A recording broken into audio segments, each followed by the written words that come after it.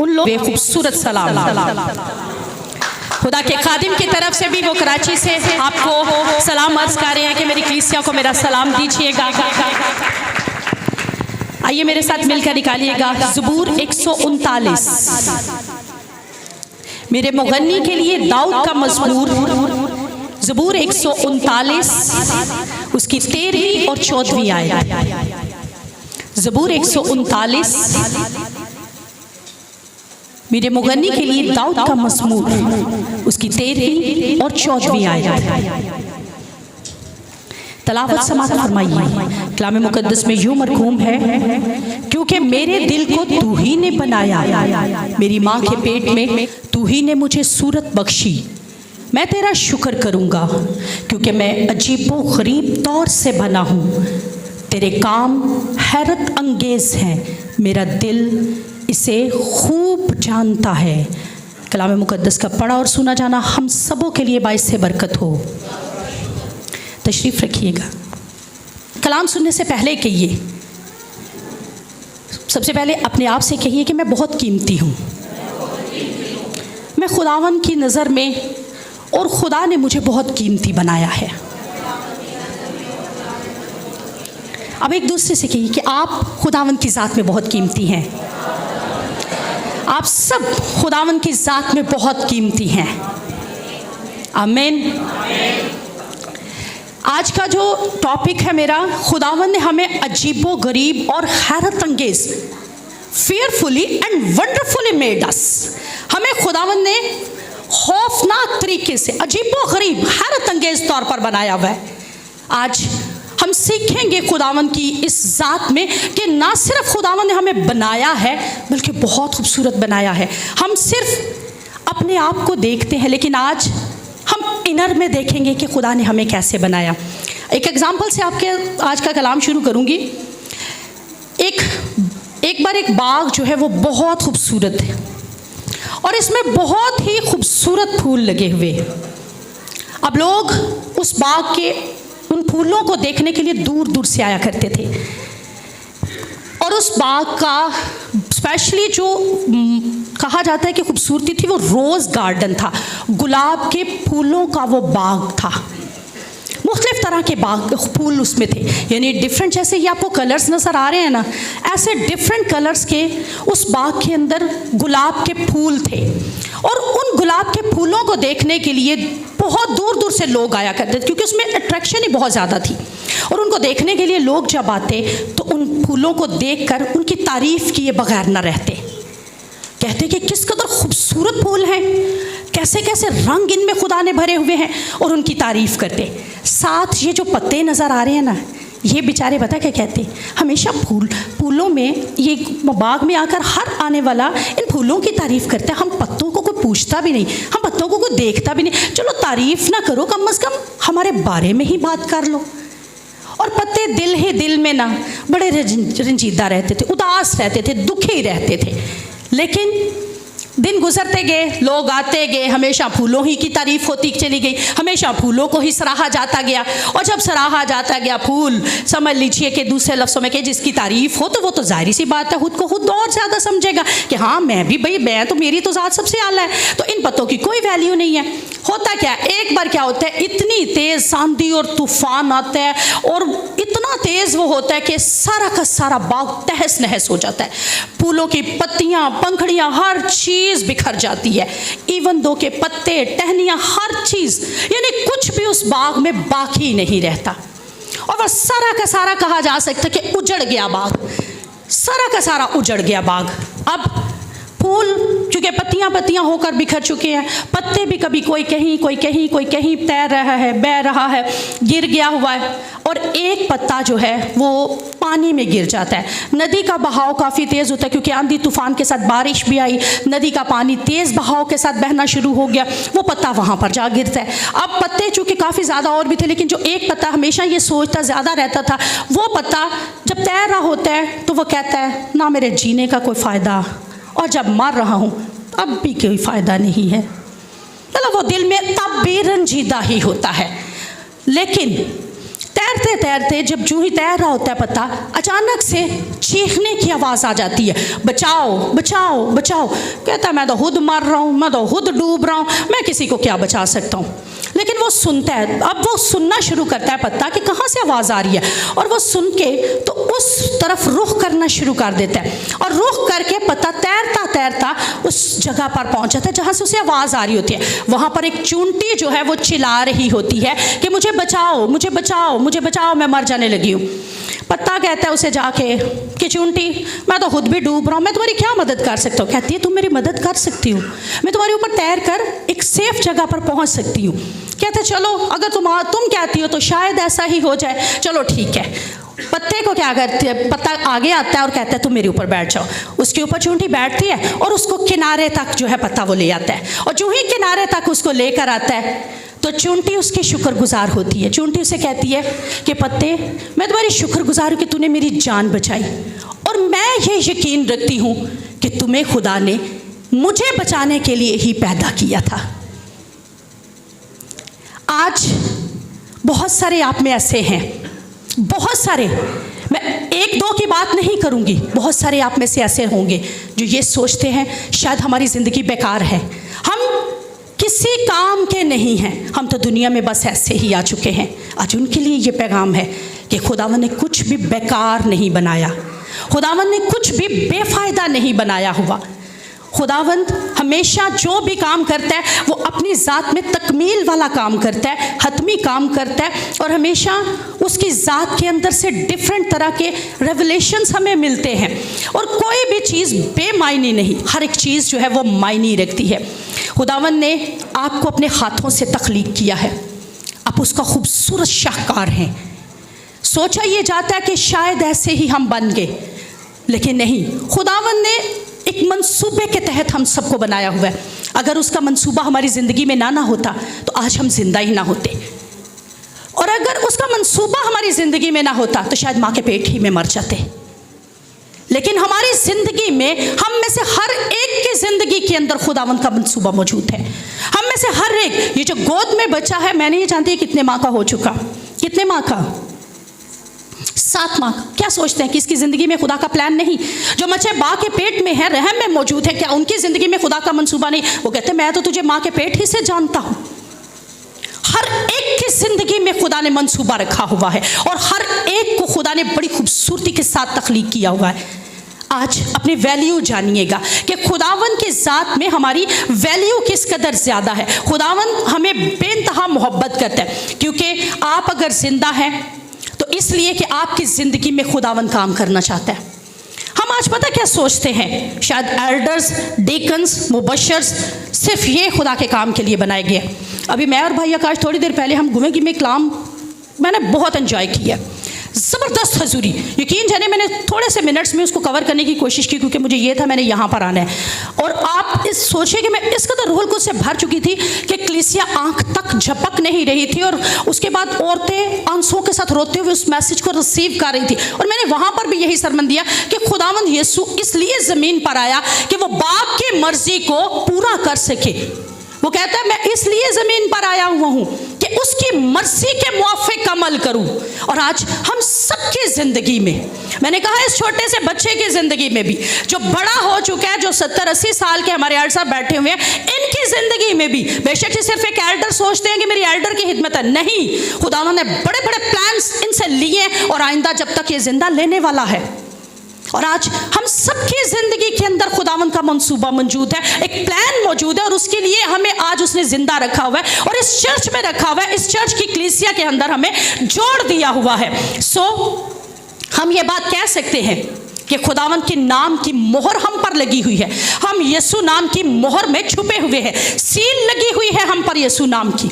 जिन पर सील लग जाती है उसके बाद किसी और का उस पर इख्तियार नहीं होता। पता कब्र पर यीशु की मोहर लगा दी गई, और ये बात कह दी गई कि अब ये मोहर लग गई है, अब इसको कोई नहीं खोल सकता। सेम इसी तरह हम पर यीशु नाम की मोहर लगी है, और हम यीशु के हैं। तो जब हम यीशु के हैं तो यीशु हमारे अंदर काम करता है, और उसने काम करने के लिए हमें पैदा किया हुआ है, हमें बेकार पैदा नहीं किया हुआ, हमें बेकार नहीं रखा हुआ।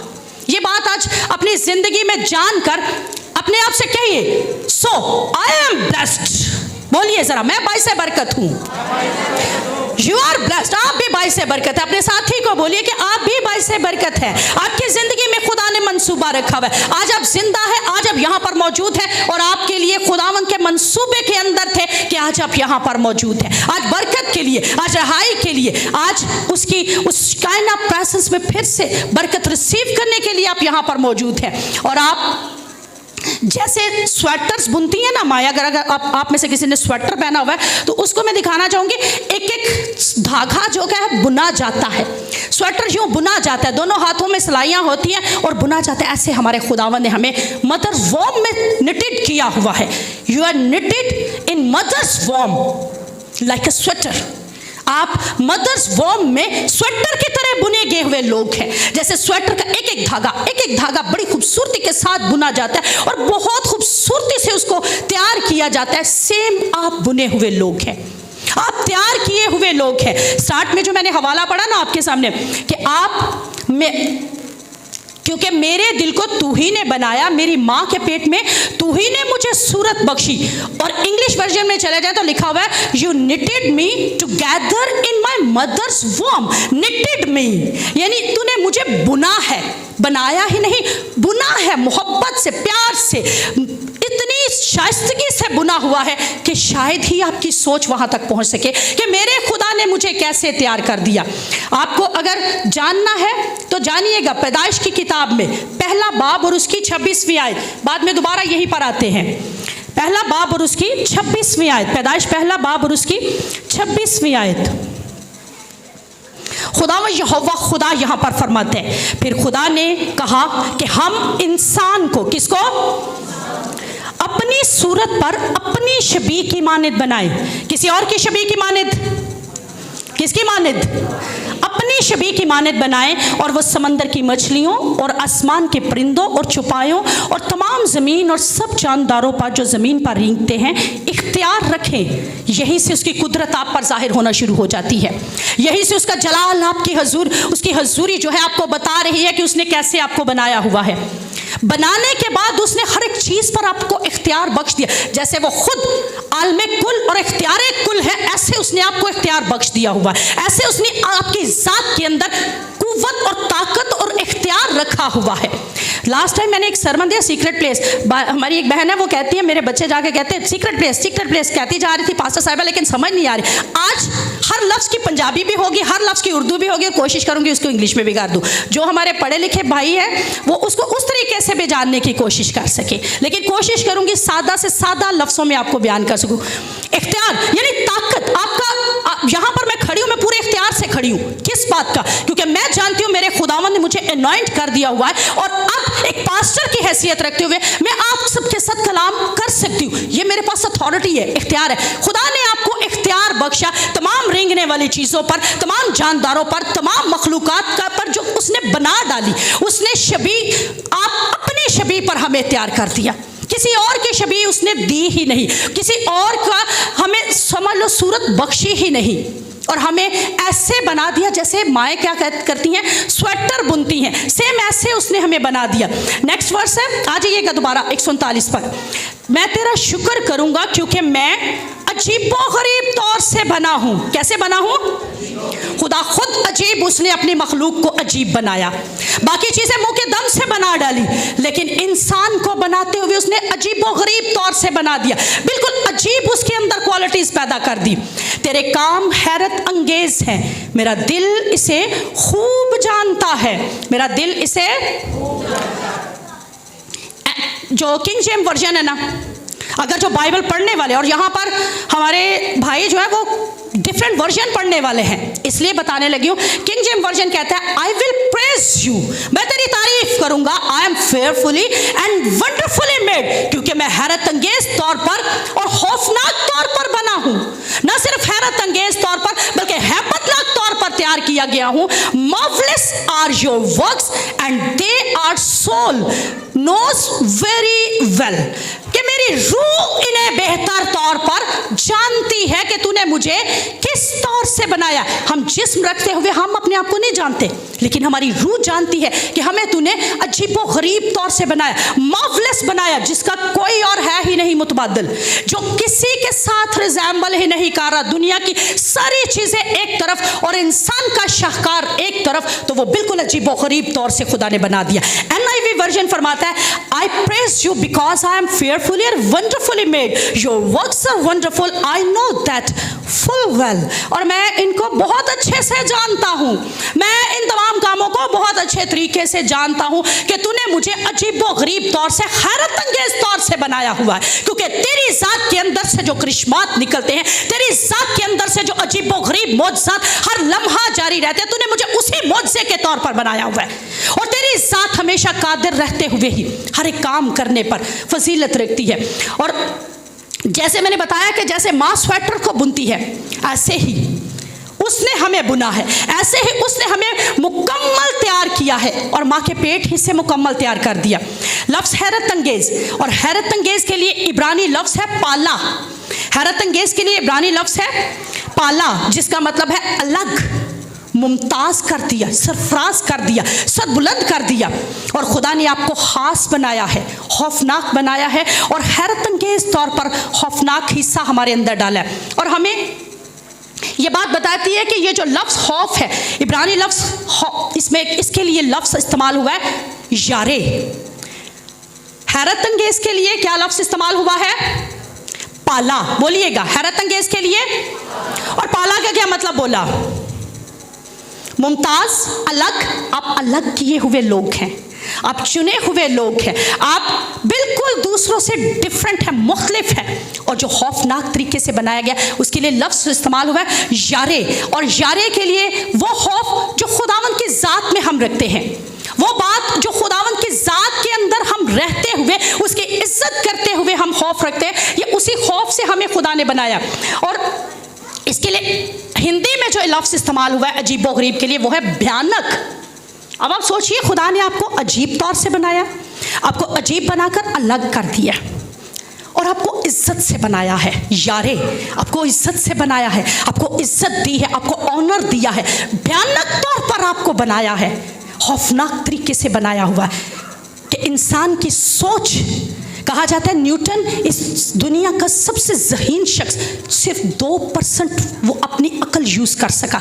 हम में तो वो भी नहीं है, इतनी हम लोग करते नहीं हैं, क्योंकि वो दुनिया का माना हुआ अक्लमंद तरीन शख्स था, तो 2% वो भी इस्तेमाल कर सका। हमें खुदा ने किस कदर हिकमत से बना दिया, और हमारे अंदर कितनी हिकमत भर दी, किस कदर कुव्वत और हिकमत और ताकत हमारे अंदर उसने रख दी हुई है, ये हमें आज अपनी वैल्यू ही नहीं पता। जब मैं कलाम सुनाती जो आज आपने अपने आप से बोलना है कि खुदावन तूने मुझे कितना अजीब बनाया, और आज आपका मुंह पता कैसे होना चाहिए, किसी चीज़ को देख के जब हम खौफसदा हो जाते, हैरत अंगेज हो जाते ना, आज आपके एक्सप्रेशन में आप ऐसे देखना चाहती हूँ, जब आप सुने ना कि हमें खुदा ने ऐसे बना दिया, तो एकदम से आपके मुंह से निकले वाह, क्या हमें खुदा ने ऐसे बना डाला है। हम खुदा की इस कदर अजीम शाहकार, इस कदर खूबसूरत तख्लीक, इस कदर खूबसूरती से हमें बुना गया हुआ है, इस कदर खूबसूरती से हमें तैयार किया गया है।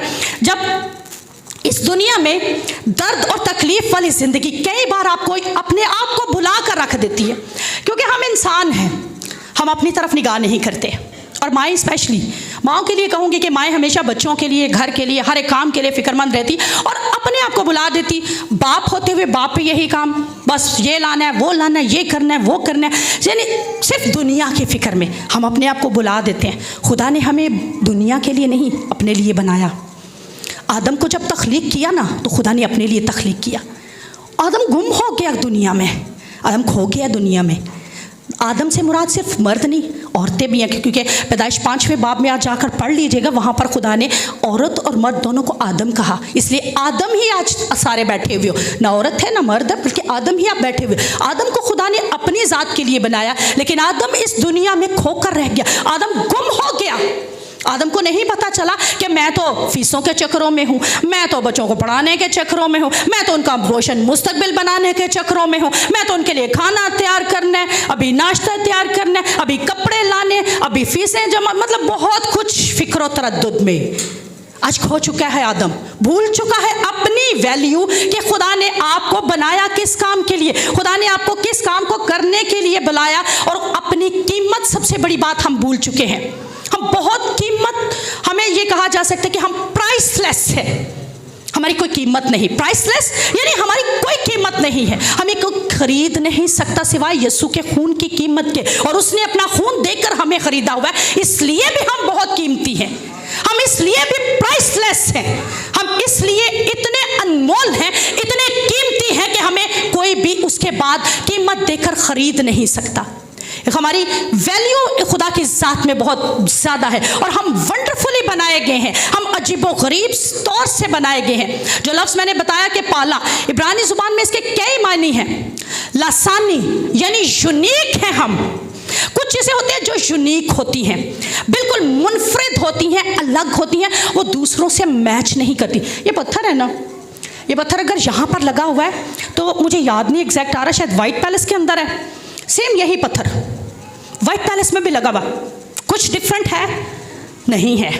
ये पत्थर यहाँ किसी और जगह भी है, ये रेलिंग अगर यहाँ पर है तो कहीं और भी लगी होगी, ये चेयर्स अगर यहाँ पर पड़ी हैं तो ये किसी और जगह पे भी पड़ी होंगी, लेकिन आप प्राइसलेस है, आप यूनिक हैं, आप सबसे हटकर है, आप सबसे अलग हैं, आपका मुकाबिल कोई नहीं। कहा जाता है हीरे बहुत कीमती होते हैं, हीरों की कोई कीमत नहीं होती, बल्कि हीरे बहुत ही कीमती हैं। मेरे ख्याल में हमारे पूरे चर्च में से किसी के पास हीरे की अंगूठी तक नहीं होगी, मेरे अपने पास भी नहीं है।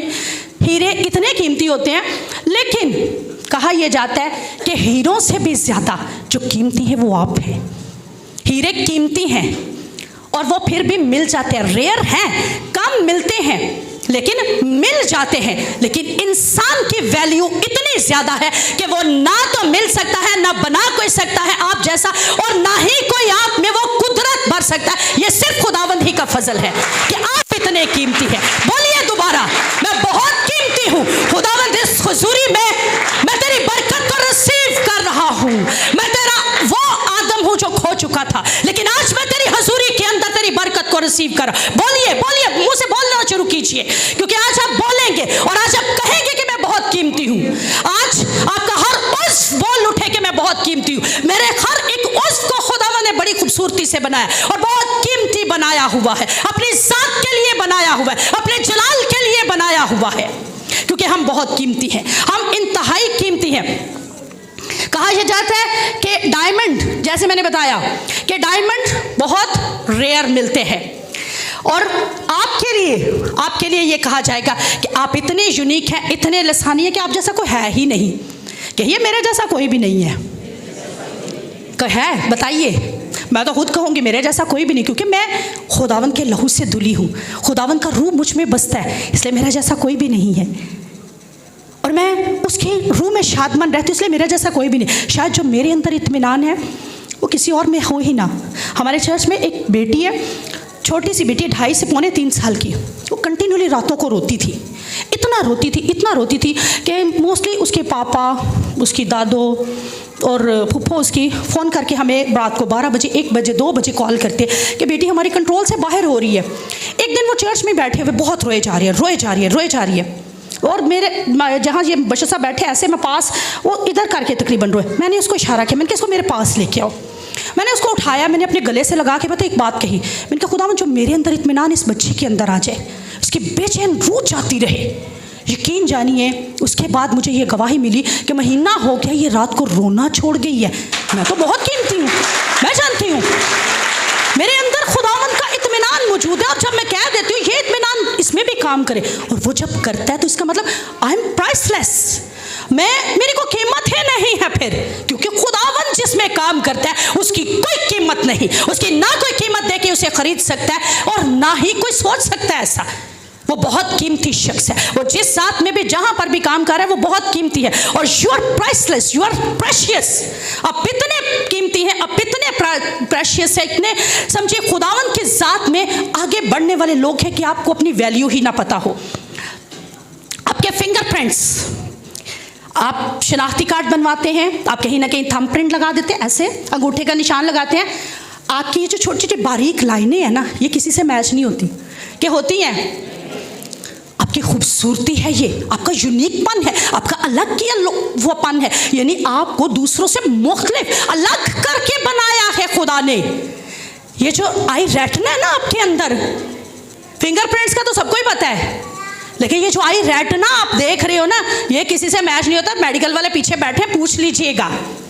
ये आई रेटिना आपका किसी से मैच नहीं होगा। आई रेटिना आपका अलग है हर किसी से, यानी बाकी तो आप वो मैच करके, आजकल ट्रांसप्लांट गुर्दे हो रहे हैं, हार्ट हो रहा है, लंग्स हो रहे हैं, ये सारी चीज़ें ट्रांसप्लांट हो के एक इंसान की दूसरे इंसान में जा रही है। आपकी आई रेटिना किसी से मैच नहीं होती, फिंगरप्रिंट्स किसी से मैच नहीं होते। ये खुदावंद बताता है कि हाँ, कुदरत मेरी है जो हर इंसान को दूसरे से अलग करती है। 7 अरब से ज़्यादा अब दुनिया मौजूद, और इससे पहले भी दुनिया आ चुकी, लेकिन किसी का फिंगरप्रिंट किसी के साथ मैच नहीं, किसी का आई रेटिना किसी के साथ मैच नहीं। इस कदर खूबसूरती से आपको बनाया हुआ है। एक बार फिर बोलिए, खुदावंद ने मुझे बड़ी खूबसूरती से बनाया है। आज के बाद अपने बारे में कभी नेगेटिव वर्ड्स नहीं बोलेंगे। और लफ्ज यारे, यारे जैसे मैंने बताया कि इज्जत के साथ कुम्हार बर्तन बनाएगा ना, खराब हो जाएगा, दे मारेगा। कभी देखिएगा नेट खोलकर, अगर कुम्हार मट्टी के बर्तन बना रहा है ना, ये जो चेयर्स बनाने वाला प्लास्टिक के चेयर्स बनाएंगे, लकड़ी का काम करने वाले लकड़ी का काम कर रहे होंगे, कभी को खराब हो जाए ना चीज़, वहीं पर दे मारेंगे और गुस्सा करेंगे। आपको खुदा ने बड़ी इज्जत से बनाया। लिखा हुआ है कि लफ्ज़ जो आता है ना, तेरे काम हैरत अंगेज, मेरा दिल इसे खूब जानता है, क्योंकि मैं क्या हूँ, अजीबो गरीब तौर से बना हूँ। हैरत अंगेज, हैरत अंगेज इसलिए कि मैं अजीबो गरीब तौर से इज्जत के साथ बनाया गया हूँ। बड़े इख्तराम से मेरे यहोवा ने मुझे बनाया है, अपने हाथों से बनाया है। सिर्फ कह देने से नहीं बना दिया, बल्कि इज्जत के साथ मुझे बनाया हुआ है। और मुझे बेकार नहीं, मामूली शख्स नहीं बनाया, बल्कि मैं खुदावंद की ज़ात में बहुत कीमती हूँ। मैं खुदावंद की ज़ात में बहुत ही मायानाज शख्सियत हूँ। और अगर आप अपने आप पर तनकीद करते हैं ना, मोस्टली बच्चे, कोई ये नहीं कहेगा कि मैं नहीं करता। मेरा नाक बड़ा लंबा हो गया, मैं नहीं कहती। मुझे ना जैनी बेटी जब थोड़ी बड़ी हुई तो मुझे कहती है, मम्मा हमारे नाक क्यों लंबे हैं? मैंने कहा आपको पता है शाही काहिनों के फ़िरकों के नाक लंबे होते हैं? तो मैंने कहा मैं शाही काहिनों का फ़िरका हूँ, इसलिए मेरा नाक लंबा है। और मतलब आप खुदा का शाहकार हैं। आप खुद को कहते हैं मैं तो काली हूँ। शीशे में जब खड़े होते हैं ना, कोई मोबाइल है तो मुझे दिखाया ज़रा, ऐसे जब देखेंगे ना, यहाँ से आंखें नहीं अच्छी, ये मोटी होनी चाहिए थी, छोटी रह गई हैं। अच्छा, ये नाक थोड़ा मोटा हो गया, इसको पतला होना चाहिए था। होंठ थोड़े छोटे रह गए हैं। हर काम में हम नुक्स, छोटे कद के क्यों रह गए, हम लंबे क्यों हो गए हैं, हमारी टांगें छोटी रह गई, ऊपर वाला धाड़ लंबा हो गया। पता क्या कर रहे हैं हम?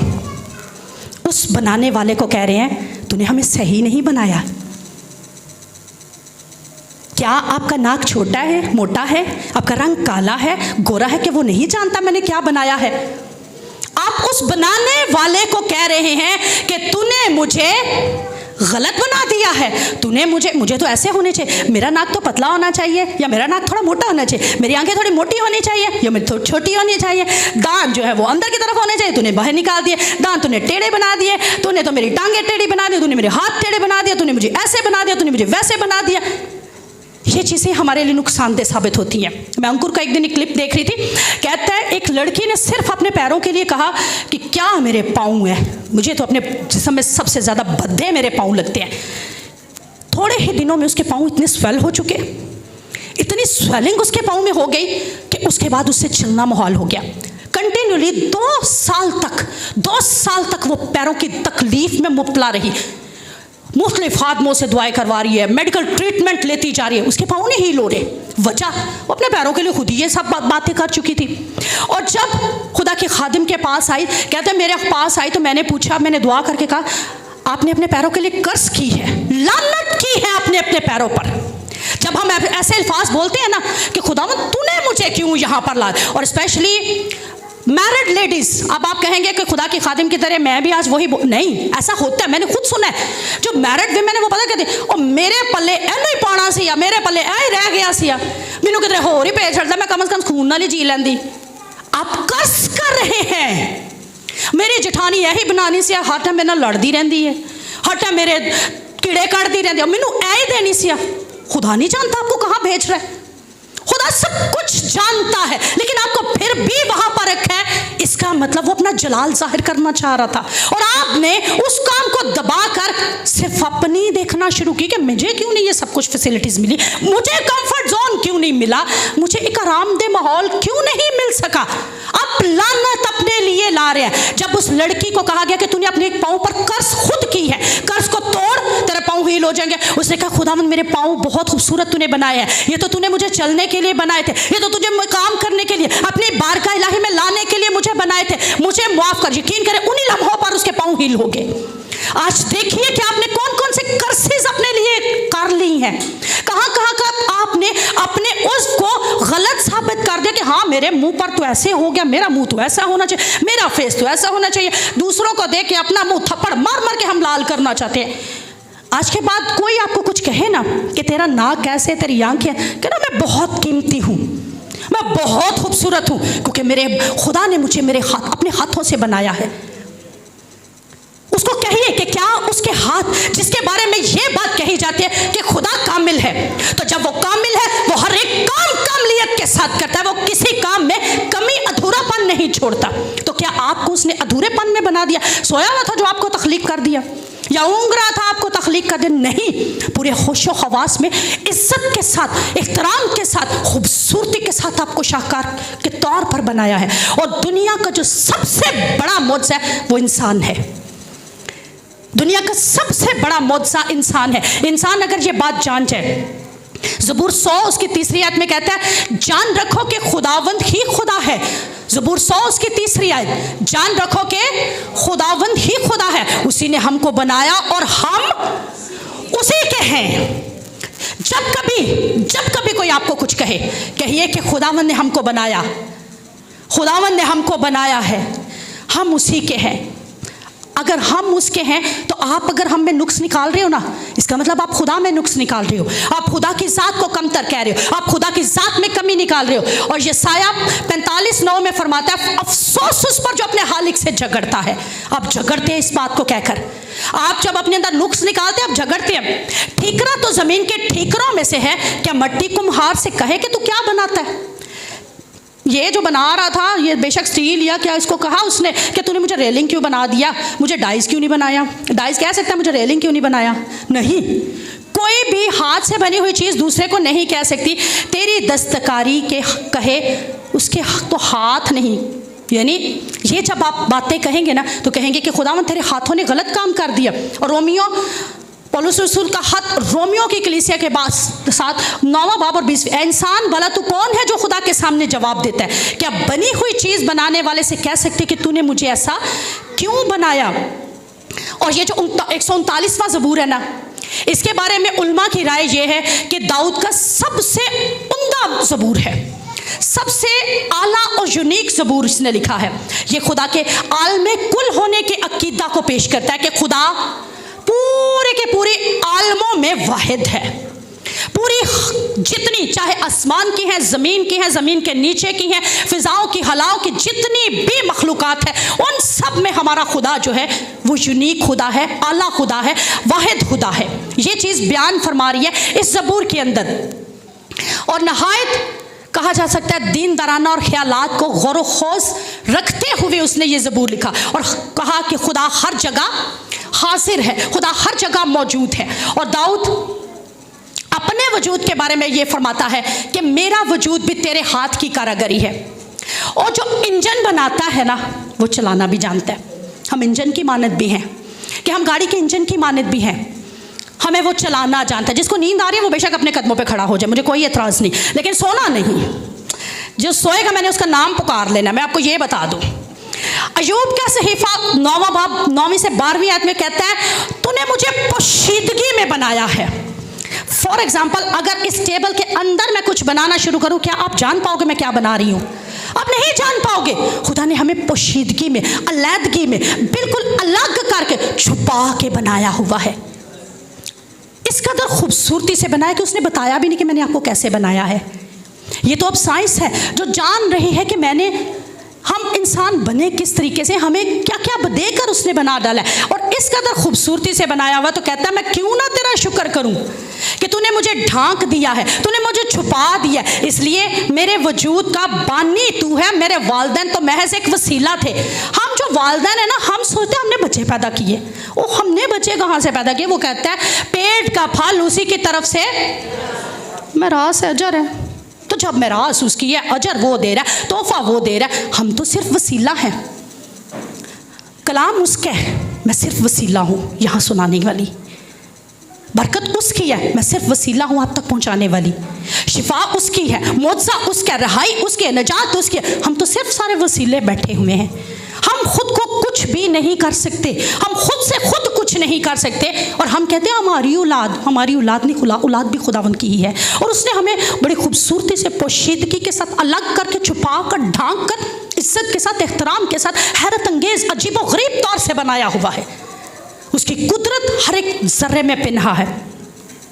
और अगर ये कहा जाए कि हमें उसने इलाही नमूना के मुताबिक बनाया तो गलत ना होगा। खुदा ने हमें इलाही ज़ात और इलाही यानी जैसा वो खुद है उसने हमें वैसा बना डाला।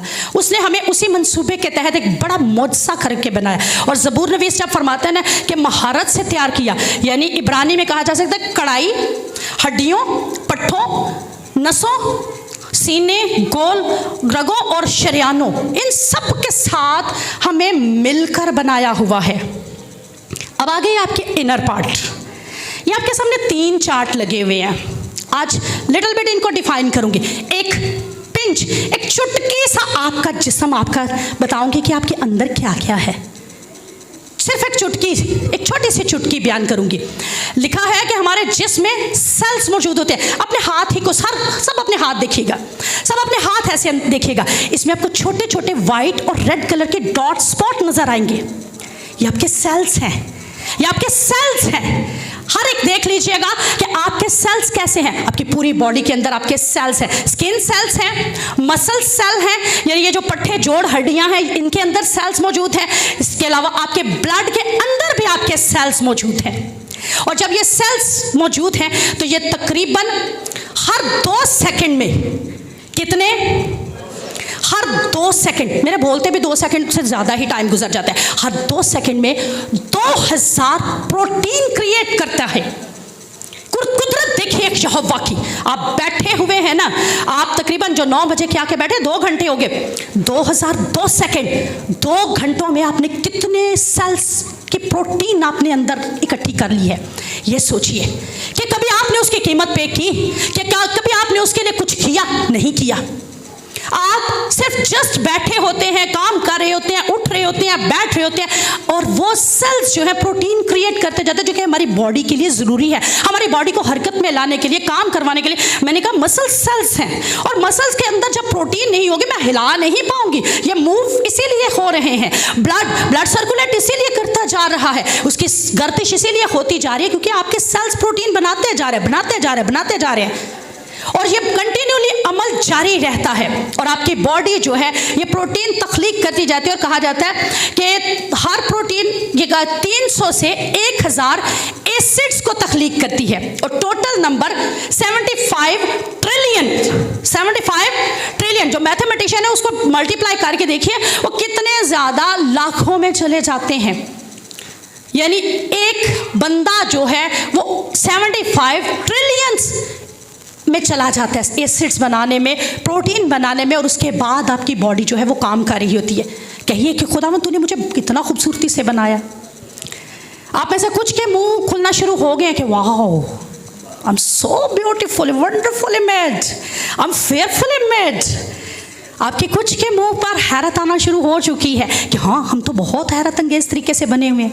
खुदावंद तूने तो हमें किस कदर हैरत अंगेज तौर पर बनाया, अजीबो गरीब तौर से बनाया। और हमारे काम कंटिन्यूली जारी रहते हैं क्योंकि हम कुछ भी नहीं कर रहे होते। जैसा कि हम अजीबो गरीब तौर से बने और हमारा खुदा जो है वो अजीब तौर से हमारे अंदर काम करता है। चलते फिरते छोटा सा डीएनए, आज डीएनए के बारे में मेरे ख्याल में सभी जानते हैं। छोटा सा डीएनए होता है, छोटा सा डीएनए ये बात बता देता है, जो ही टेस्ट करवाया जाए ना, हमारी आंखें किस रंग की होंगी, हमारे बाल कैसे होंगे, हमारे हाथ, हमारी रंगत, हमारा जिस्म, हर चीज़। हम सबसे बढ़कर हम किसकी औलाद हैं? जैनी है तो जैनी का अगर डीएनए टेस्ट लिया जाएगा ना, तो जैनी का डीएनए टेस्ट प्रूफ करेगा कि ये तारिक विल्सन की बेटी है। छोटा सा डीएनए। तो सोचिए खुदावंत आपसे कितनी मोहब्बत करता है।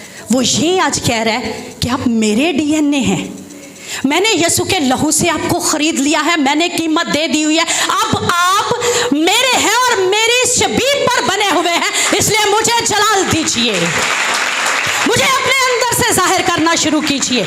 मत सोचिए कि आप क्या हैं। आप औरत हैं, आप मर्द हैं, आप लड़की हैं, आप बच्चे हैं। ये भी बड़ा ट्रेंड है कि मैं लड़की क्यों हूँ, मैं लड़का क्यों नहीं बन गई, मैं जो ये करती, मैं वो करती, मैं ऐसे करती, मैं वैसे करती। लेकिन नहीं, खुदावन जानता था कि हमें क्या बनाना है। आज जो ये ट्रांसजेंडर स्टार्ट हो गया ना, ये खुदा के काम को गलत साबित करने के लिए ये इब्लीस ने नेटवर्क फैला दिया कि ट्रांसजेंडरिंग का काम स्टार्ट कर दिया, यानी औरत को मर्द और मर्द को औरत बनाया जा रहा है। और खुदावन की उस बड़ी तख्लीक को, उस बड़े शाहकार को बिगाड़ने के लिए ये सब काम किया जा रहा है। लेकिन खुदावन ने जो काम बना दिया, खुदावन ने जो काम कर दिया, वो शाहकार है, उसका कोई और मुतबादल है ही नहीं, कोई कर ही नहीं सकता। कर जरूर रहे हैं कोशिश इंसान, लेकिन इंसान है, वो खुदा नहीं बन सकते। और खुदावन सब कुछ करने पर कादिर है। खुदावन जो है वो ऐसा जलाली काम करता है। और एक हमारे डीएनए के अंदर पीटाबाइट, टेट्राबाइट, मेगाबाइट, गीगाबाइट, ये सब मौजूद होते हैं। और जानते हैं ये क्या चीज़ें हैं? ये मेमोरी मापने वाले आले हैं, स्टोर करने वाले आले हैं। डीएनए मैंने कहा इतना छोटा सा, उसमें मेगाबाइट, पीटाबाइट, टेट्राबाइट, ये सारे के सारे मौजूद है। ये जो साइंस स्टूडेंट बैठे हैं, ये मुझे मैन से पूछ रही थी, मैंने कहा बेटा ये क्या काम के लिए, हालांकि मैं स्टडी कर चुकी थी, लेकिन मैंने फिर भी इनसे सवाल किया। मैं ऐसे सवाल करती तो मुझे कुछ नहीं आता। मैंने कहा भाई ये क्या काम करते होंगे? तो मेरा बेटा जैरस था, मम्मा इसको तो ऐसे, इसको वैसे। मैंने कहा ये मेमोरी स्टोरेज बताता है कि आपके अंदर मेमोरी स्टोरेज की क्वालिटी कितनी है। आप जो सीखते हैं ना, सीख कर और फिर उसको कहते हैं हमें ये बात वो भी याद है, हमें तो पुरानी बातें भी याद है। ये इसी डीएनए के अंदर ये जो मौजूद है ना, ये काम आपसे करवाते हैं। खुदा ने खुद आपके अंदर ये कुदरत रखी हुई है स्टोरेज की भी, आप में वो भी क्वालिटी नहीं है। हम और आप कंप्यूटर पर बड़ा ट्रस्ट करते हैं, हमारा दिमाग कंप्यूटर से ज़्यादा, कंप्यूटर साइंस से भी ज़्यादा आला काम करने वाला खुदा है। और कहा यह जाता है कि हमारे अंदर तकरीबन ये जीबी हार्ट आपके मोबाइल आ चुके हैं, 4GB 5GB तक जा रहा है ना, कि 5GB तक स्टोरेज की क्वालिटी है, इससे आगे वो नहीं जा रहा। लेकिन हमारे अंदर हमारे खुदा ने ज़बरदस्त, खुदा के लिए नारा लगाइएगा इसके बाद, 215 मिलियन GB की क्वालिटी रखी हुई है। 215 क्या किसी कंप्यूटर में है? जो कंप्यूटर वाले पीछे बैठे हैं उनसे पूछ लीजिएगा, उनमें भी नहीं है। आज तक दुनिया में कोई ऐसा कंप्यूटर नहीं बना जिसमें इतनी जीबी हार्ड हो। तो सोचिए आपको खुदा ने कैसे बनाया है। कहिए कि मैं बड़ा अजीबोगरीब हूँ, oh hallelujah, I am wonderfully made and I am fearfully made by God, कि मुझे खुदा ने हैरत अंगेज और अजीबोगरीब तौर से बनाया हुआ है। उसकी ज़ात किस कदर मुहीब ज़ात है, उसकी ज़ात किस कदर आला ज़ात है। आज आप सोच रहे होंगे हम साइंस सीखने आए, साइंस के साथ हम खुदा को जलाल देने आए कि हमें खुदा ने कैसे बनाया हुआ है। और मैंने जैसे आपको बताया बड़ी इज्जत के साथ, इसके बाद खुदा ने हमें नसें बख्शी, और नसों में ये जो हमारी वेन्स है ना, ये वेन्स ग्रीन कलर की भी है, यहाँ से नज़र आएंगी। ये जो दूसरा हाथ है ना, मतलब उल्टा हाथ, इसमें आपको ग्रीन, जिनके मोटे में उनको कुछ नहीं कह सकती, वो थोड़ा हिलाएं, अपने हाथ को दबाएं, यहाँ से नज़र आ ही जाएंगी। लेकिन जिनके पतले उनको नज़र आ ही जाएंगी, ग्रीन वेन्स आपको नज़र आती हैं। और बहुत ज़्यादा वेन्स हैं, बहुत ज़्यादा वेन्स हैं फैली हुई हमारे जिस्म में। और वेन्स जो हैं, ये कहा जाता है जिस्म का 65% खून जो है वो इकट्ठा करती है। हमारे जिस्म में अगर 100% खून है तो 65% खून ये नसें इकट्ठा करती हैं। हमारी नसों के अंदर कंटिन्यूली गर्दिश कर रहे, चलता जा रहा है।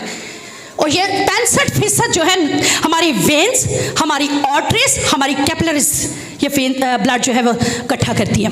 जानते हैं मेरा जब ये हाथ डैमेज हुआ था नाइफ से, तो मेरी कैपिलरीज वेन्स जो थी वो कट गई थी। यानी आपके पूरी बॉडी के अंदर कैपिलरीज, इसके अलावा आपकी वेन्स होती हैं और उसके साथ आर्टरीज होती हैं। ये यहाँ पर ये शो किया गया हार्ट वाले हिस्से में, कैपिलरीज, आर्टरीज और ये सब कुछ वेन्स जो है ना इसमें शो हुई है शायद लिटिल बिट। तो ये जो है ना ये पूरे के पूरे जिस्म से 65% ब्लड जो है ना ये इकट्ठा करती हैं। और इसकी लंबाई बताऊँ आपको कितनी है, ये इतनी लंबी है कि 60,000 मील लंबी हमारी वेन्स हैं। किसी ने 1 मील देखा कितना हो सकता है? मेजर कर सकते हो, आज घर जाके देखिएगा 1 मील कितना होता है हमारे जिस्म में। हमारे जिस्म में 60,000 मील ये वेन्स खुदा ने ऐसे ऐसे ऐसे ऐसे ऐसे ऐसे ऐसे ऐसे ऐसे बना डाली हैं कि आपकी सोच होगी हम कैसे बने हुए हैं, हम कैसे बने हुए हैं, हम किस कदर अजीब बने हुए हैं, हम किस कदर हैरत अंगेज तौर पर।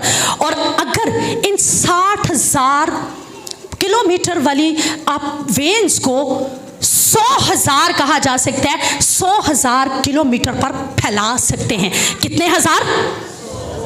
60,000 आपकी 1000 मील हैं, 60,000 मील वेन्स हैं और 100,000 आप किलोमीटर तक इनको फैला सकते हैं।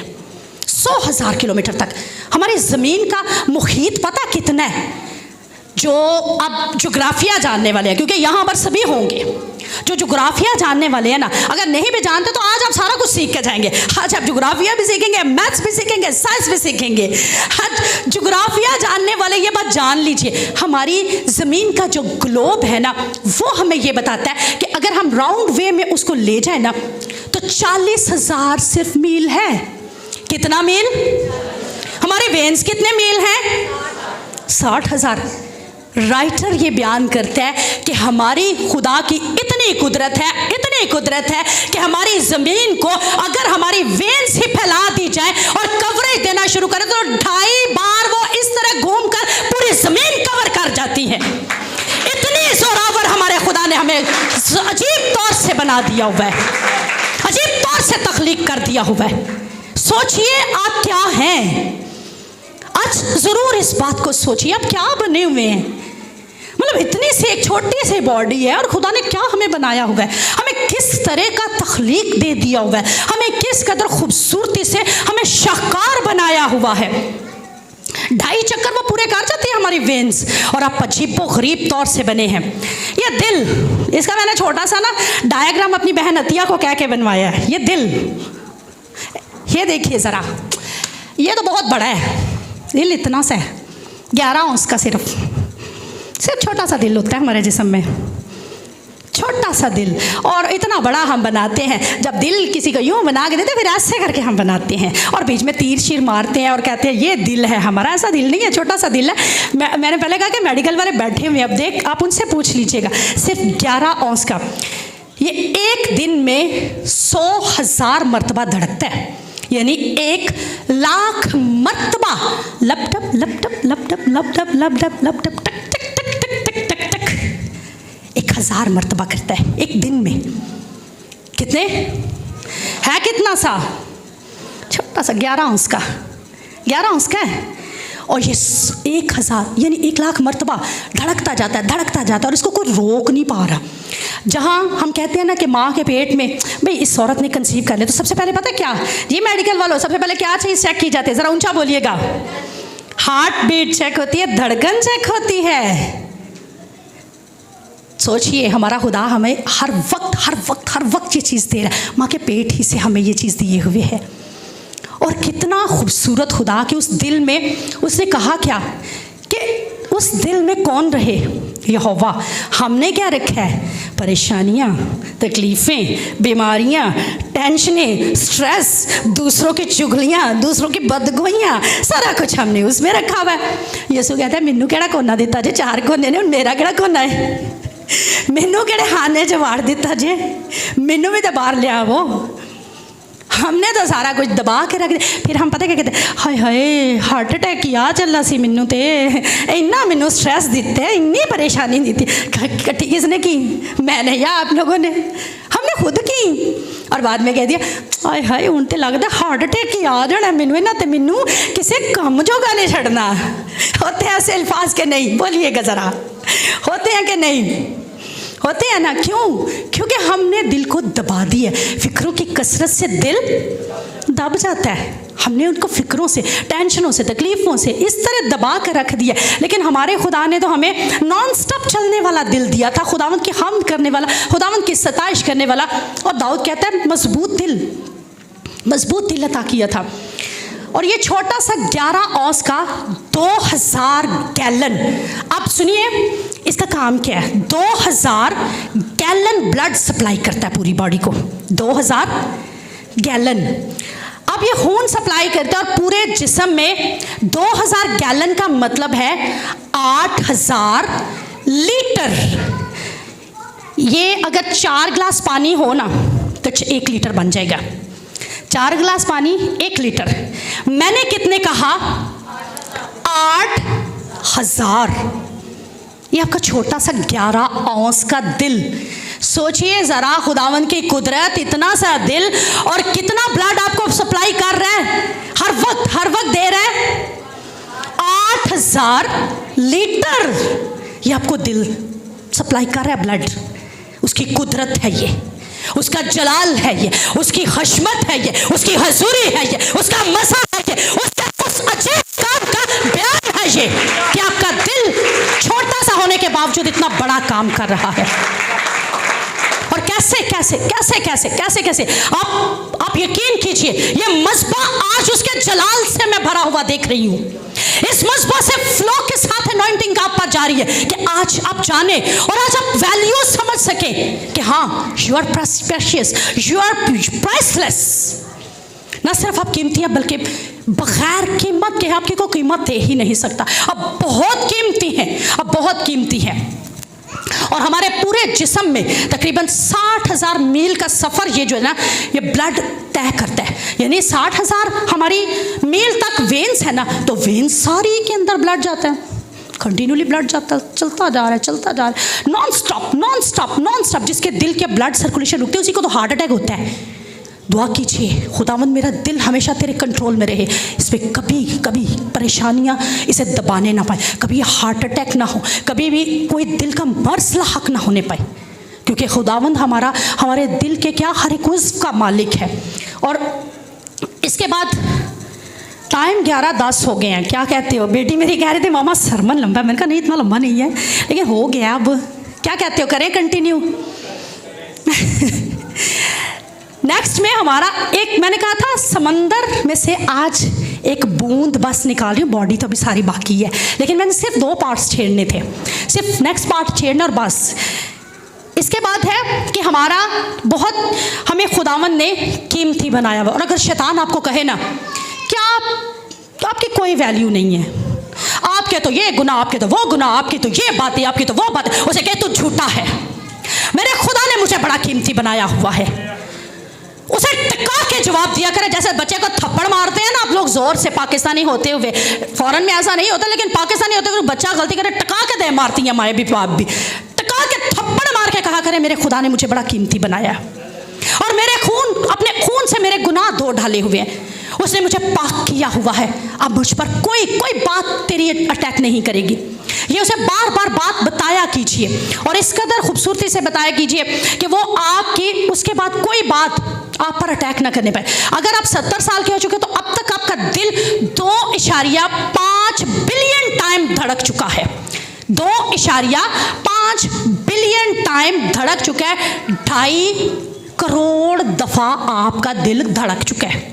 सोचिए, क्या आप उसको धड़का रहे हैं? आप कह रहे हैं धड़क धड़क धड़क, आपने मशीन पकड़ी हुई है, जैसे वो आजकल ट्रेडमिल बड़ा रिवाज चला हुआ है, ट्रेडमिल यूज़ कर लो, उसमें सब कुछ आता जाए, इतने कम हो गई, इतनी आपकी चिकनाई जाती रही, इतना ये हो गया, इतना।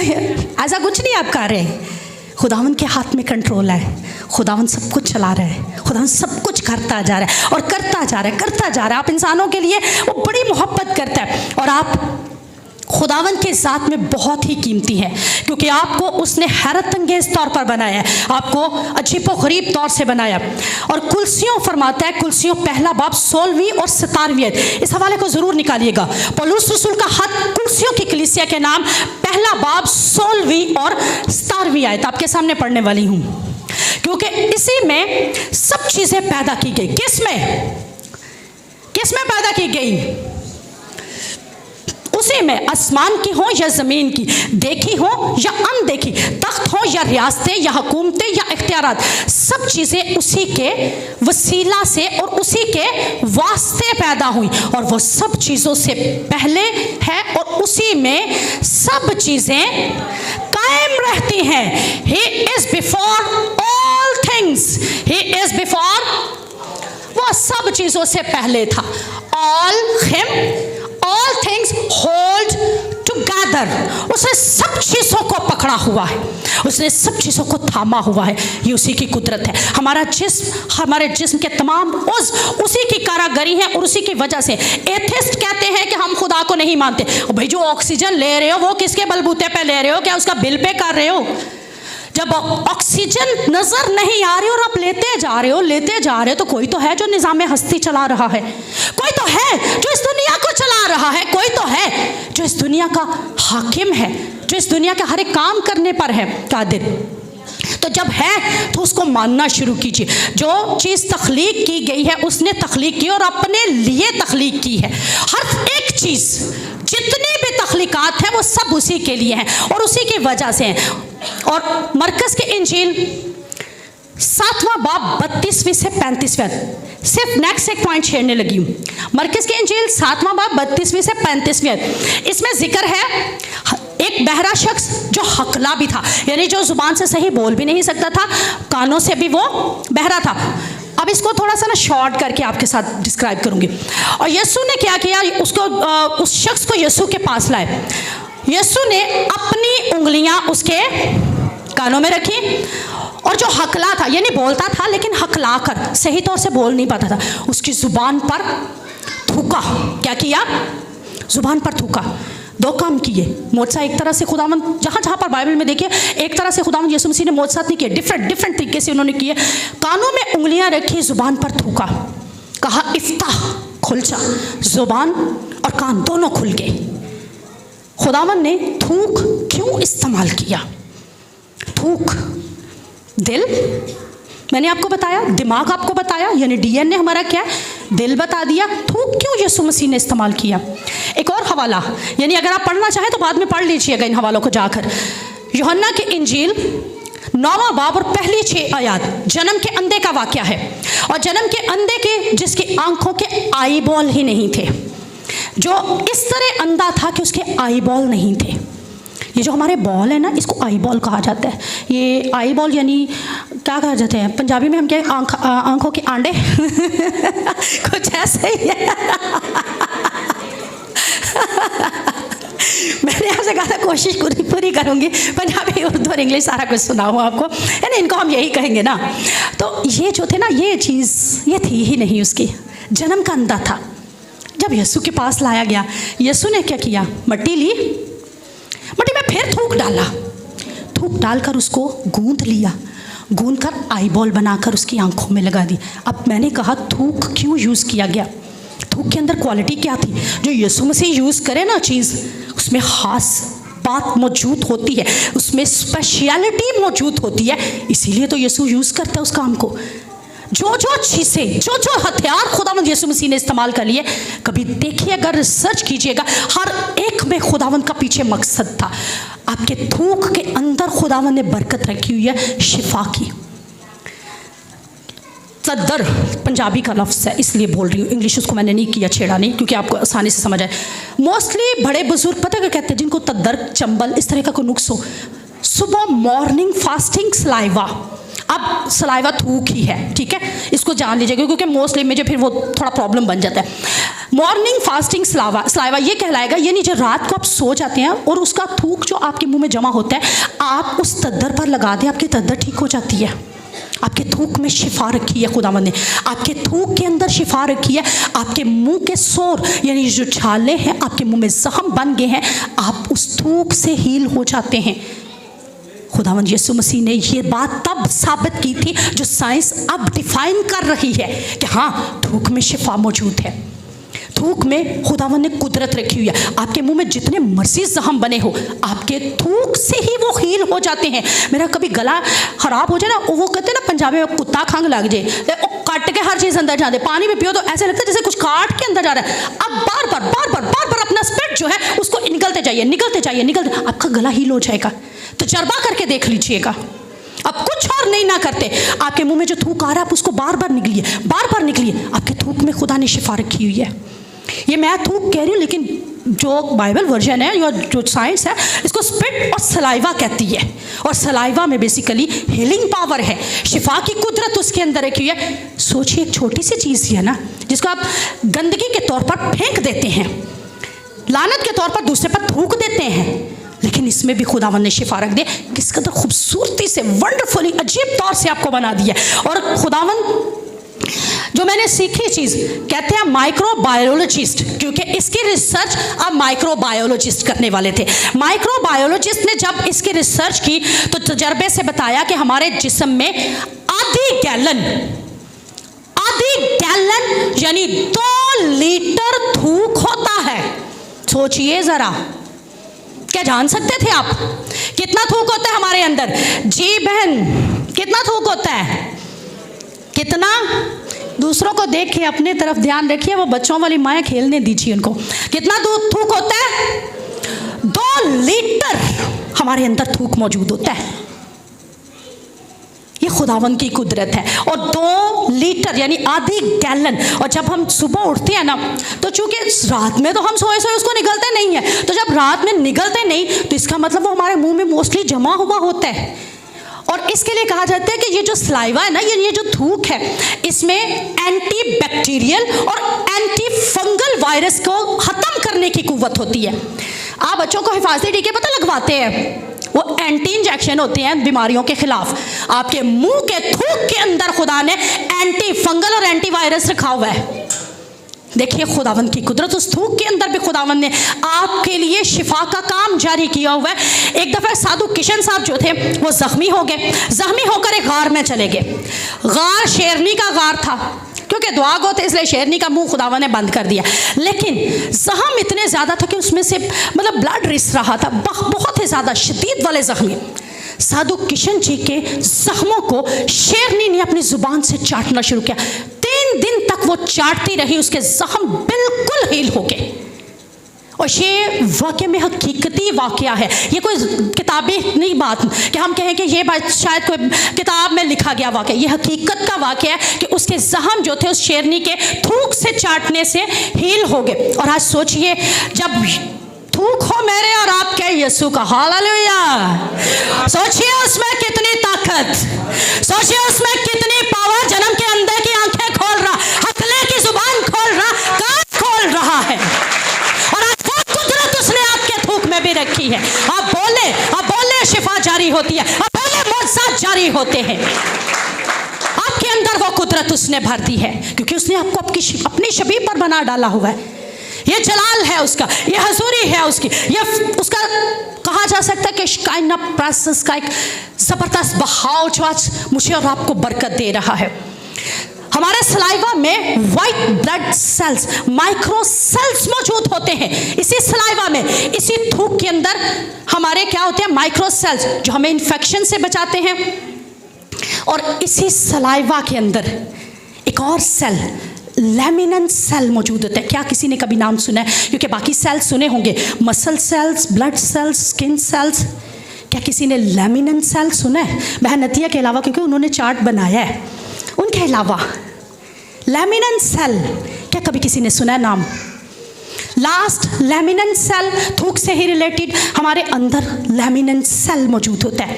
लैमिनन सेल की शेप देखिएगा, आप अभी खुदावंद को जलाल देंगे। ये देखिए, ये लैमिनन सेल है। ये कैसे चल रहा है? यूं चेन से। और शेप कौन सी दे रहा है? किस कदर खूबसूरत जलाल!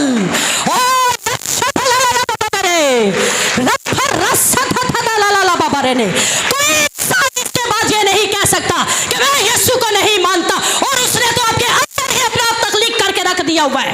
देखिए इसको गौर से, ये लेमिनेंट सेल है, ये हर इंसान के अंदर मौजूद है। उसने हमें जोड़कर रख दिया हुआ है, उसने हमें बिखरे हुए को ऐसे इकट्ठा ग्लू की मानद रखा हुआ है। ये लेमिनेंट सेल है जो आपके मेरे हर एक के अंदर मौजूद है और इसी शेप में मौजूद है, इसी शेप में मौजूद है। इसलिए मैंने उनसे रिक्वेस्ट की कि मुझे इस पर ये चार्ट चाहिए ताकि लोग जान सके कि हम क्या हैं, हम किस कदर अजीबोगरीब हैं, हम किस कदर हैरत अंगेज तौर से बने हुए हैं।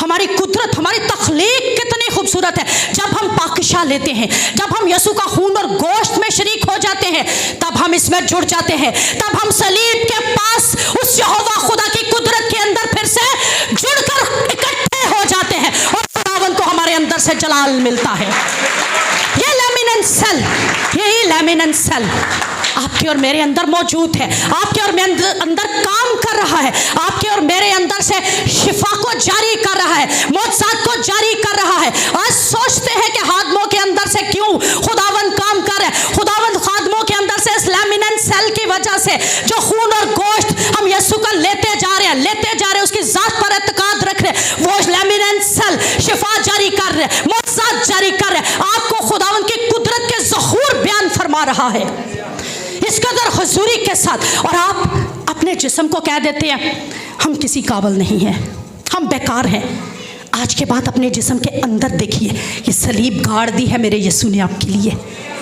उसने अंदर भी सलीब गाड़ दी और खुद बाहर भी सलीब पर मरकर ये फतह लान कर दिया हुआ है कि मैं और आप उसके खून के खरीदे हुए लोग हैं, मैं और आप उसकी बादशाहत के लोग हैं, मैं और आप उसके शाही काहिनों का फिरका है।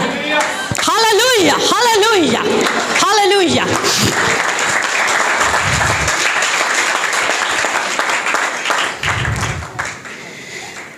अगर आप आज चाहते हैं कि खुदावंद आपके अंदर से शिफा का काम जारी करे, इस लेमिनेंट सेल को सलीब की सूरत में अपने अंदर लीजिएगा कि मेरे अंदर सलीब मौजूद है, मेरे अंदर खुदावंद की कुदरत काम कर रही है। यिर्मयाह 17:14 में फरमाता है, खुदावंद तू मुझे शिफा बख्शे तो मैं शिफा पाऊंगा, तू ही बचाए तो मैं, क्योंकि तू मेरा फ़ख्र है और फ़ख्र ये सलीब है। मैंने लेमिनेंट सेल के साथ फिर एक सलीब बनवाई कि उसी ने, he is before all things, वो सब चीज़ों से पहले मौजूद था, and him all things hold together, और उसी ने सब चीज़ों को इकट्ठा करके रख दिया है। इस लेमिनेंट सेल की वजह से, इस सलीब की वजह से, इस कुदरत की वजह से उसने हमें इकट्ठा जोड़ कर रख दिया। हम तो खुदा से बहुत दूर जा चुके लोग थे, हम तो खुदा से कट चुके हुए लोग थे, हम तो बिखरे हुए थे, गुनाहों में डूबे हुए थे, कभी उस मज़ार पे, कभी उस मंदिर में, कभी उस बुत परस्ती के अंदर, कभी उस गुनाह के अंदर। उसने हमें अपने सलीब के साए तले लाकर फिर से इकट्ठा कर दिया, फिर से जोड़ दिया, क्योंकि वो हलकत से पहले मौजूद था और आज भी है और अब तक रहेगा, और उसकी बादशाहत का आखिर ना होगा, बल्कि वो हमेशा हमें इसी तरह इकट्ठा रखेगा, हमें संभाले रहेगा और हमें अपनी जात में बढ़ने का फजल बख्शता रहेगा। मैं और आप शायद यीशु को जान भी ना सकते, कभी जानते भी ना होंगे और जान भी ना सकते, लेकिन ये उसी के फजल से, उसी के छूने से और इस लेमिनेंट सेल के अंदर मौजूद होने की वजह से आज हम उसको जान पाए। आज उसकी सलीब जो हमारे अंदर गाड़ी जा चुकी है, हम इसकी वजह से उसको जान सकते हैं, हम इसकी वजह से उसकी कुदरत को जान पा रहे हैं, हम इसकी वजह से उसको जलाल दे रहे हैं, हम इसकी वजह से उसकी हमद कर रहे हैं, सिताइश कर रहे हैं, बंदगी कर रहे हैं, उसे प्रेज दे रहे हैं, क्योंकि वो प्रेज के लायक है। और जो घुटना उसके आगे झुक जाता है वही बरकत पा जाता है, वही रिहाई पा जाता है और वही शिफा और मौजज़ात रिसीव करते हुए अपनी बहाली का काम अपनी ज़िंदगी में जारी फरमाता है। और खुदावंद यीशु ने, कहा जाता है, मरियम मगदलीनी में से कितनी बदरूहें, 7 बदरूहें निकाली। उसके बाद वो कहाँ खड़ी थी, एंड पे कहाँ खड़ी थी, कहाँ खड़ी थी एंड पे, खुदावंद यीशु के सलीब के नीचे। आज आप कहाँ पर हैं, आज आप कहाँ पर हैं? हम में से भी तो खुदा ने बहुत कुछ अलग किया है, हम में से भी तो खुदा ने बीमारियों को अलग किया, तकलीफ़ों को अलग किया है। ये तो वक्ती तकलीफ़ें हैं, वक्ती बीमारियां हैं, हमें दुनिया से अलग कर दिया, हमें निजात का तजर्बा दे दिया। आज हम कहाँ पर हैं? हमारे अंदर जो क्रॉस मौजूद है, क्या हमने कभी उसको बढ़ावा दिया? थर्सडे में भी फ्राइडे को मैंने जब सरमन दिया तो मैंने तब भी एक बात कही कि रिक्वेस्ट है आप सब से, ये जो नाच रंग है प्लीज़ छोड़ दीजिए, प्लीज़ छोड़ दीजिए इस नाच रंग को। अपनी बेटियों को नचवाना शादियों पे छोड़ दीजिए, फंक्शंस पे अपनी बेटियों को डांस करवाना छोड़ दीजिए। इस सलीब को जो आपके अंदर गाड़ी जा चुकी है उसी का ही एहतराम कर लीजिए, किसी और का नहीं अब करना। तो इस सलीब को जो आपके अंदर आज आपके मैंने लैमिनेंट सेल के सूरत में दिखा दी, इसका लिहाज कर लीजिए। सोचते हैं यसू चर्च 'ਚ ਹੁੰਦਾ है, साढ़े अंदर इस टाइम गेड़ा साढ़े कोल गेड़ा वे ना चलिए पादरी साहब ने कहो जाओ हुण खा रोटी खा लीजिए, चलो जाओ। और पादरी साहब हो ना हो, खुदा तो मौजूद है हर जगह, आपके अंदर खुदा मौजूद है। इस बात का लिहाज करना शुरू कर दीजिए, इस बात को जान लीजिए। खुदा ने साफ लिखा है नाच रंग करने वालियां खुदा की बादशाहत में दाखिल ना होंगी। वो चाहे मर्द हैं चाहे औरतें हैं, कोई भी दाखिल नहीं होगा। हम सोचते हैं हम बादशाहत के वारिस कैसे बने, हम तो दाइए की देते हैं, हदिया देते, चर्च। आपका एक अमल, उस लड़के का एक ही अमल था ना, तो कहा कि सुई के नाके में से ऊंट का दाखिल होना आसान है लेकिन अमीर का बादशाहत में और ये एक ही काम होता है जो हमें बादशाहत से बाहर फेंक देता है। कोशिश किया करें हर वो काम। और आपके लब, मैंने बताया आपके मुंह में सलाइवा है, सलाइवा आपके लिए एंटी फंगल एंटी बैक्टीरियल है, आपकी शिफा। आप इस मुंह से पता क्या कहते, मुझे अब शर्म आती है, यकीन करें, यहाँ से मज़बा से गाने गाते हुए, और आप इस मुंह से बड़े मज़े से गाने लगे होते हैं। मैं यकीन करो मेरी अकल दंग रह जाती है, पूरा गाना लड़कियां लड़के गा रहे होते हो, मैं हैरान रह जाती हूँ। गीत नहीं आते ना, गाने ने पूरे आते हैं, हैरत की बात। और इतने वाहियात गाने, इतने बेहुदा किस्म के गाने इस मुंह से अदा कर रहे होती हो। वाह, क्या खुदावंद की प्रेज और इब्लीस की प्रेज एक ही मुंह से जारी हो सकती है? क्या चश्मा से दो तरह का पानी जारी हो सकता है? और छोड़ दो गाना, इब्लीस को अपनी जिंदगी में से कट ऑफ करना शुरू करो। ईमानदारों, खुद को ईमानदार कहते हो, दिखाओ, दुनिया को दिखा दो, और तुम्हारा नूर आदमियों के सामने चमके ना कि तुम चमको। तो ऐसे काम करके आप लोग चमकते हो। अब वड्डी ईमानदार पादरी तारक द चर्च कहते असीं बपतिस्मा ले लिया, असीं छोड़ देती हैं दूसरियां मिशना। वो कहाँ छोड़ा आपने तो खुदा ही छोड़ दिया हुआ यहाँ आके, यहाँ पर रहकर, यहाँ पे इस काम में आके आपने खुदा छोड़ दिया है। देखिए आप क्या कर रहे हैं, गाने फुल वॉल्यूम में डीजे लगाइए, लेकिन गीतों वाला। मत सोचिए दुनिया क्या कहेगी। और दुनिया को मैं कहती हूँ, मैंने उस दिन भी कहा, मैंने कहा इस काम में अगर दुनिया आपको कहेगी ना गाने क्यों नहीं लगाए, उनको एक डिब्बे में पैक करके फेंक दीजिए समंदर के था गहराइयों में, कहिए भाड़ में जाओ तुम लोग, तुम्हारी सोच, मेरा खुदा जिससे खुश नहीं, मैं वो काम क्यों करूँ। हम बड़े फार से कहते कुड़िया ने तो डीजे नहीं लाया, असीं तो लावां दे, असीं नचांगे, मुंडे वाले ने लाया सी तो नचांगे। उस दिन ये बेटी बिहा जो नीचे गई, कहती है चाची आपने जो सरमन सुनाया, वो जो आई हुई थी किसी दूसरे इलाके से, कहती है इस तरह डांस करती हैं ये शादियों पे। मैंने कहा मुझे ये नहीं बात पता कि वो कैसे डांस करती, मैंने कभी उन्हें देखा ही नहीं, क्योंकि वो अदर इलाके से, कहते धमाल ने जैसे मज़ारों पे डालते ऐसे वो डालती। तो चाची आज तो मुझे लगता है इसी उसके मुताबिक सरमन था। मैंने कहा मुझे नहीं पता, लेकिन खुदा जब कलाम नाजिल करता है तो वो सबके लिए करता है, बस मैं इतना बात जानती हूँ, और वो सबके भलाई के लिए होता है। कौन कौन कहता है मैं ईमानदार हूँ, कौन कौन कहता है आज जो कहेगा कि मैं प्रेशियस हूँ, मैं कीमती हूँ, मैं लासानी हूँ, मैं खुदावंद की मखलूक हूँ, मुझे खुदा ने अजीब व गरीब तौर से बनाया, कौन कहता है?